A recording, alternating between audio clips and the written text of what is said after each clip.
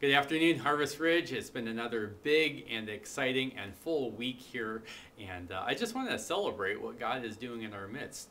We're developing a deeper sense of community. I want to thank you for all of you who filled out these cards, and there were just a ton of you that said, we want to be a part of investing in our community. We're going to come on Tuesday and we're going to evaluate the What If the Church initiative, and we're going to help us to learn to take another step. And I was so proud of Harvest Ridge as we went around the circle and person after person said, my name is so-and-so and I'm from Harvest Ridge, and my name is so-and-so and I'm from Harvest Ridge. And there were about 25 people from Harvest Ridge that made time on Tuesday to evaluate and celebrate and help us to take another step. Harvest Ridge is taking an interest in our community, and we are developing a deeper sense of community. That's also happening here as our family grows and as our family is learning to take care of each other.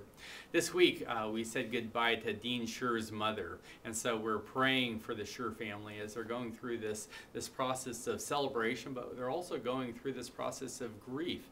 I've been amazed at the way that the Harvest Ridge family has supported the Scher family as they've prayed and brought meals and sent letters and have made phone calls.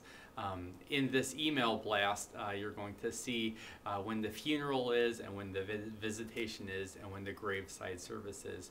And so you can also continue to pray for Dean and Sharon and their family as they say goodbye. The last thing I wanted to remind you about is that we're in the book of James, and we're working through this book chapter by chapter, verse by verse.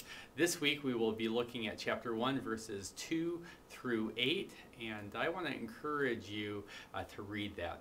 James deals with the question why. Why do bad things happen, and what is God up to, and what does God ultimately want to produce in our life? And so please spend some time reading and praying and helping us answer the question, why do these things happen, and what does God want to do with them? Again, it's another great week. You can pray for our leadership team as we meet tonight. There are some big boulders that we're looking to push down the field just a little bit more. And so pray for us as we continue to lead and pray and serve together. Again, thanks for being such a gracious and loving church that's making risks so that God's kingdom will move forward together. Blessings.